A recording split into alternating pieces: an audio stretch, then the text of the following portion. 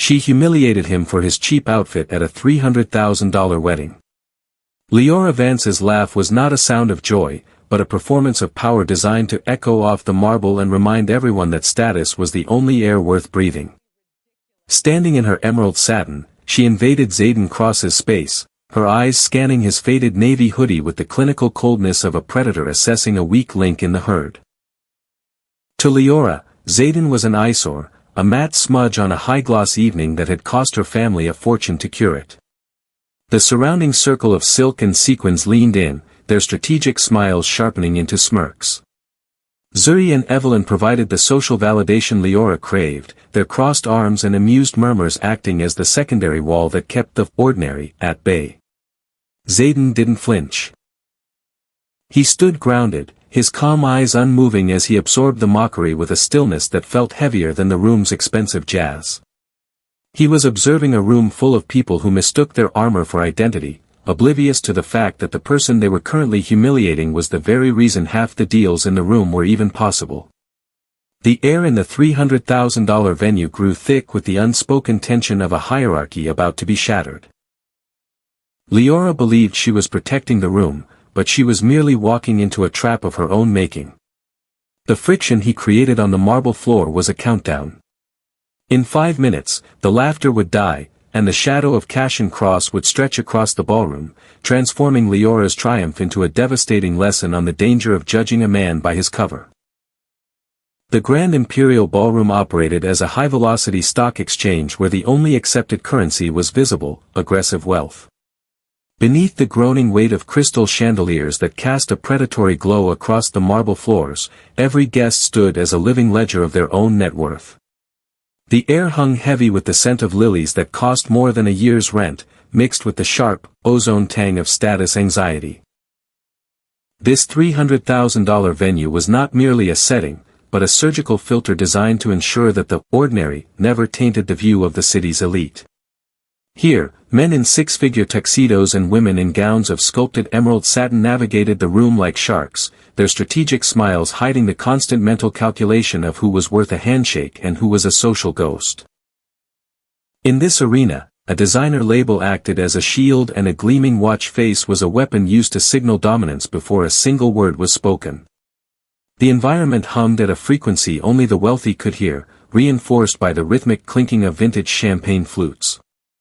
Outside, the frantic valet line of custom G-Wagons and Teslas served as a perimeter wall, keeping the friction of the real world far below the floor-to-ceiling windows. The hierarchy was absolute. There was no space for the unadorned and no mercy for anyone who crossed the threshold without the shimmer of gold to protect them. In a world where every glance was an appraisal, being matte amidst such high-gloss perfection was the ultimate social transgression. This was the battlefield Liora Vance had chosen for his daughter's wedding, and every inch of the marble demanded a perfection that Zayden Cross had intentionally left at the door. The security lead at the north entrance had spent 11 years cataloging the physical markers of power, and Zayden Cross did not possess a single one. As Zayden approached the threshold at 8:47 p.m., the guard's hand moved instinctively to block the path, his eyes dragging slowly across the faded navy hoodie and the plain dark cargo pants that bore the subtle creases of actual utility rather than fashion. In a room where every guest arrived wrapped in the high-gloss armor of designer labels and gleaming watch faces, Zayden was a matte smudge, a visual error in a $300,000 calculation of perfection. The guard didn't see the athletic discipline in Zayden's broad shoulders or the sharp, unbothered line of his jaw. He only saw the scuffed sneakers and the simple brown backpack that looked more suited for a gym than a grand ballroom. "Who are you here for?" the guard asked, his voice a low barrier designed to intimidate. He waited for the inevitable stutter, the frantic search for a misplaced invitation, or the embarrassed retreat of a man who realized he had walked into the wrong world. Instead, he met a stillness that felt oddly heavy. Zayden looked at him with calm, unblinking eyes that held no panic and offered no apology. "Steel wedding," Zayden replied, his voice grounded and devoid of the need for approval. Behind him, the line of tuxedos and floor-length gowns pressed forward, their impatience a growing hum of silk and perfume. Caught between his own rigid judgment and the unsettling, unreadable confidence of the intruder, the guard finally stepped aside, mentally distancing himself from the friction Zayden was about to create on the marble floor. Liora Vance spotted the disruption from across the marble floor, her instincts as a social gatekeeper firing instantly at the sight of the unadorned intruder. To Liora, who stood slim and sculpted in an emerald green satin gown, Zayden was not a person but a stain on the $300,000 perfection her family had curated.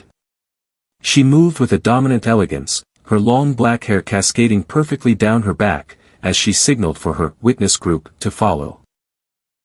Zuri, dressed in deep navy velvet, leaned forward with amused surprise, while Evelyn crossed her arms in a sequined black dress, her smirk reflecting the room's complicit judgment. Together, they formed a vibrant, polished wall of gloss intended to shrink the matte figure standing before them. Liora invaded Zayden's space, her head tilted back in a laugh that was edged with mockery rather than joy. "I'm not trying to be rude, but you're literally making this entire event look cheap," she announced, ensuring her voice carried to the surrounding circle of tuxedos and designer gowns. She viewed herself as the enforcer of the room's high-status hierarchy, tasked with cleaning up a visual error that didn't belong. Zayden's neutral, unreadable expression and athletic, grounded posture only seemed to heighten her disdain, as if his lack of embarrassment was the ultimate social transgression. With her hand matching the tone of her dress and gold jewelry glinting under the chandeliers, Liora prepared to finalize the expulsion of the man she deemed an eyesore. Liora tilted her head, her sharp eyebrows arching into a look of feigned concern as she tightened her grip on her designer clutch. "Since you're so certain you belong here, I'm going to need you to show me your invitation," she said, her pleasant tone carrying the razor edge of a final warning. Behind her, Zuri leaned in with a delighted squint, while Evelyn shifted her weight, her crossed arms signaling that the entertainment was just beginning. They waited for the inevitable, the fumbled excuse, the red-faced stutter, the frantic patting of empty cargo pockets. "I don't have a printed invite," Zayden said simply, his voice remaining flat and unshakable. "I was called directly."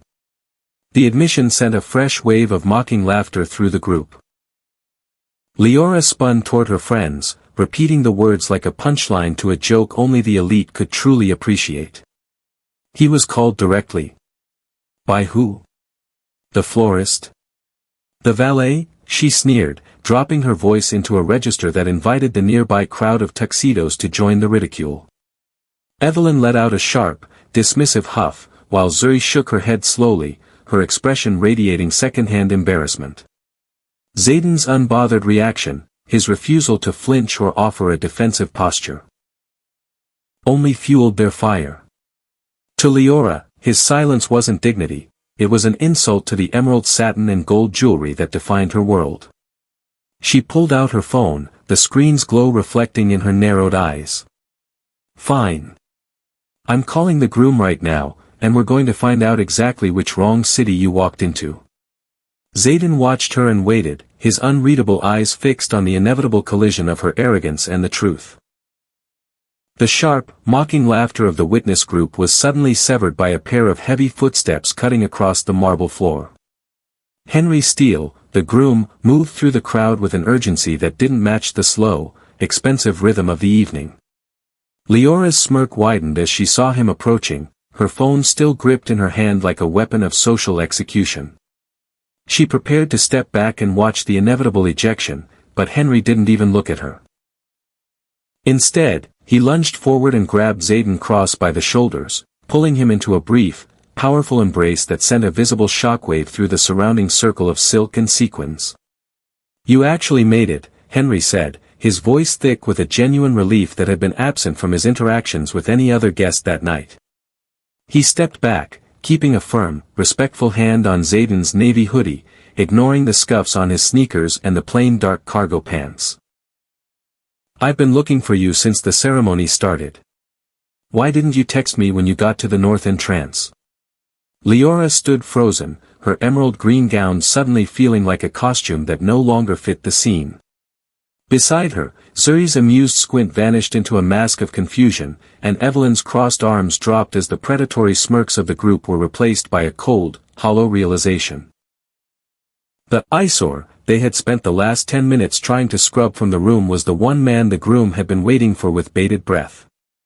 Henry turned slightly, his eyes finally landing on Liora with a brief, sharp curiosity, but the debt he owed Zayden was far more important than the social games of his new sister-in-law.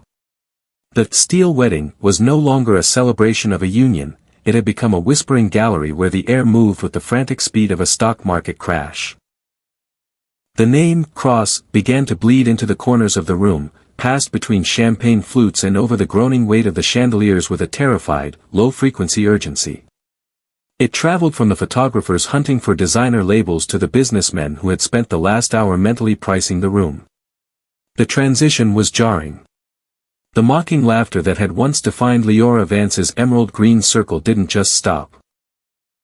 It curdled into an awkward, heavy silence that made the $300,000 venue feel suddenly, dangerously small. Every strategic smile in the crowd faltered as guests reconstructed their perception of the matte figure in the faded navy hoodie. Zayden Cross stood grounded and athletic, his unbothered posture now appearing as the ultimate sign of untouchable power. Liora felt the shift in energy like a physical drop in temperature. Her high cheekbones and polished makeup, once weapons of social dominance, now seemed to belong to a costume of profound misjudgment. Beside her, the witness group began to fracture. Zuri's amused squint had been replaced by a vacant stare, and Evelyn's crossed arms fell to her sides, her sequin dress reflecting the cold realization that they had publicly humiliated the heir to the very tech infrastructure that supported their lives. The complicit crowd drifted back, creating a hollowed-out space around the confrontation, a vacuum where the only sound left was the soft, expensive jazz mocking the total collapse of their social armor. The double doors of the ballroom swung open with a quiet weight that seemed to suck the remaining oxygen out of the $300,000 venue. Zayden Cross did not enter with the loud, performative flash of the new money surrounding him. He arrived with the kind of absolute stillness that made the groaning crystal chandeliers above feel insignificant. He was a man in a clean, charcoal blazer, unadorned by the heavy watch faces or strategic gold that the other sharks in the room used as armor. As he stepped onto the marble floor, the elite crowd parted naturally, a sea of tuxedos and gowns receding to create a path for a man whose bank account was a global force. He ignored the outstretched hands and the thirsty, rehearsed smiles of Liora Vance's business partners. He didn't pause for the champagne flutes offered by hovering servers or acknowledge the photographers who had frozen mid-motion. His eyes, calm and unreadable like his son's, were locked on the one person in the room who looked like they didn't belong. Zayden moved through the awkward silence with a focused, cinematic grace, walking straight toward the confrontation. Liora Vance felt her heart drop into the hem of her emerald satin gown as the shadow of the Titan fell over her. She watched, paralyzed, as Zayden reached out and placed a firm, protective hand on the back of Zayden's navy hoodie. The touch was simple, a gesture of quiet fatherly pride that effectively dismantled every insult Liora had hurled over the last 10 minutes. "You should have told me you were already here," Zayden said, his voice low but carrying to every corner of the frozen room. He didn't look at Liora, he didn't need to. His presence alone was the final verdict, transforming Zayden's matte appearance into the only true display of power in the building. Liora stood in the center of the wreckage of her own arrogance, watching as the room's hierarchy was rewritten in a single, silent stroke. Liora Vance stood paralyzed as the social vacuum of the $300,000 ballroom widened around her, leaving her stranded in a sudden, icy isolation.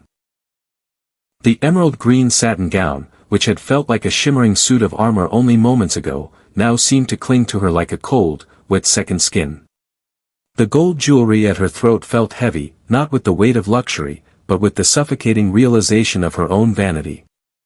She watched through a hazy, clinical shock as the sharks of the room, the very people she had been performing for, turned their backs on her, their strategic smiles now redirected toward the magnetic center that was Zayden and Zayden Cross. Even her witness group had abandoned the formation. Zuri had drifted toward the bar with a vacant, terrified stare, and Evelyn had uncrossed her arms, her sequined black dress blending into the shadows as she sought to disappear from the fallout. Liora was left alone on the marble floor, a polished statue of misjudgment. She realized then that status wasn't something you could buy with a $300,000 rental fee.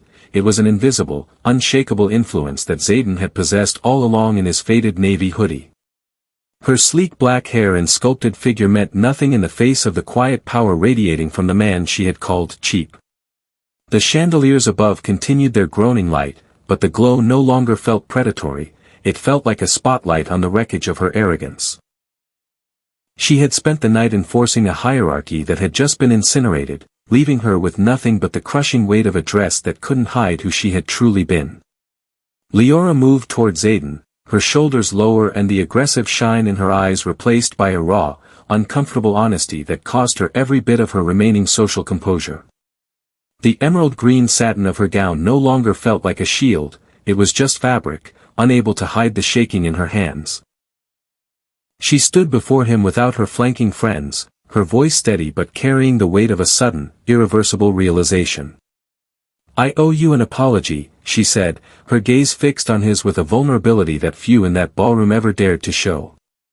She didn't ask for forgiveness or try to explain away her mockery, she simply admitted that she had judged him by his clothes and used her status to humiliate him in front of everyone. Zayden watched her, his expression still neutral but his eyes reflecting a quiet recognition of her courage to be honest. "Do you believe that?" he asked softly, "or are you saying it because you know who my father is?" Liora didn't flinch. "Both," she replied, "and I know that's not a great answer, but it's the only one I have." That admission shifted something in the air between them. Zayden nodded slowly, accepting the apology as a sign of genuine growth.